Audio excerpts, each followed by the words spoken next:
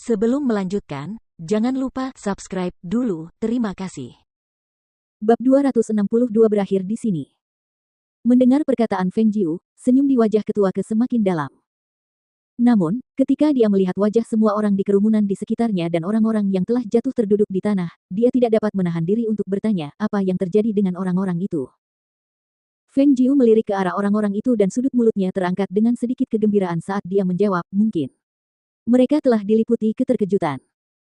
Pada saat itu, Tuan Kota yang telah berhasil memulihkan akal sehatnya dengan cepat maju ke depan untuk meminta maaf. Dokter hantu yang terhormat, Chang yang rendah hati ini telah salah mengenali peniru itu sebagai dokter hantu.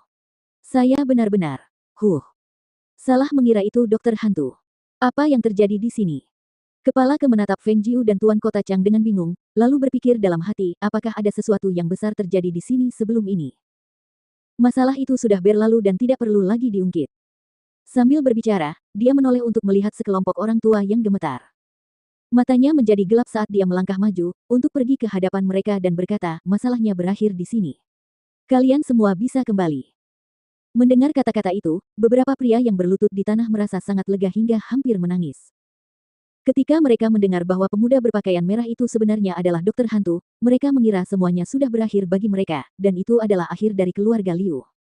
Mereka tidak pernah berpikir bahwa dokter hantu akan membiarkan mereka pergi, dan tidak melanjutkan masalah ini. Ini. Terima kasih Ghost Doctor, terima kasih. Mereka bersujud dan membungkuk dengan penuh rasa terima kasih yang tulus dari lubuk hati mereka. Berkat kebaikan dokter hantu dalam menyelamatkan tongkat itu, keluarga Liu dapat terhindar dari malapetaka penghapusan. Mereka pun langsung membawa anak buahnya untuk segera pergi, tidak berani tinggal sedetik pun, seakan-akan takut kalau pemuda itu berubah pikiran. Dokter hantu yang terhormat, silakan datang ke istana Tuan Kota untuk beristirahat dan biarkan Chang yang rendah hati ini mendapat kesempatan untuk menebus kesalahannya. Tuan Kota di sampingnya membuka mulutnya lagi untuk berbicara, berusaha melakukan apapun yang bisa dilakukannya untuk menebus kesalahan yang telah dilakukannya.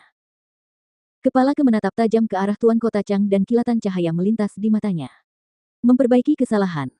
Tidak perlu. Feng Jiu berkata dengan acuh tak acuh, lalu melanjutkan perkataannya pada Leng Xuang di sampingnya, ambil kendali Tuan Putih. Leng Xuang mengalihkan pandangannya mengikuti arah pandangan Feng Jiu dan melihat kuda gemuk itu terduduk di tanah, mendengkur keras saat tidur.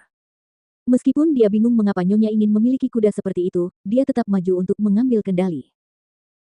Karena tarikan pada tali kekang, si tua putih terbangun dan ketika melihat Leng Xuang yang cantik dan dingin berpakaian serba hitam di depan matanya, ia meneteskan air liur saat ia berdiri dan mendekatinya. Saya sudah memberikan instruksi kepada cabang untuk menyiapkan tempat istirahat. Mari kita lakukan seperti ini, kita akan ke sana terlebih dahulu, dan kita bisa membahas hal-hal lainnya setelah itu, kata kepala sambil mengulurkan tangan ke samping sebagai isyarat untuk mengundang. Feng Jiu bergumam sebagai tanda terima kasih, lalu melangkah maju. Namun, dia baru saja membuka langkahnya ketika dia tiba-tiba berhenti, dan tatapannya tampak melirik ke suatu tempat dengan serius. Melihat pemuda itu menghentikan langkahnya, kepala lalu bertanya, ada apa? Tidak ada. Dia menggelengkan kepalanya, lalu melanjutkan langkahnya. Leng Xuang memimpin si putih tua dan mengikutinya dari belakang, segerombolan orang berjalan menuju pasar gelap. Dalam sekejap, mereka menghilang dari loteng awan terkenal. Di dalam bayangan, Grey Wolf dan Shadow One saling melirik sebelum menoleh ke arah tuan mereka dan bertanya, Tuanku, kita tidak akan menangkap Ghost Doctor dan membawanya kembali bersama kita. Siapa yang memberitahumu bahwa tuan ini ingin menangkap dokter hantu? Tuan neraka itu mengalihkan pandangannya ke kedua pria itu, dan dengan mengibaskan lengan bajunya, dia berbalik dan pergi. Melihat kepergian tuan, kedua pria itu tercengang.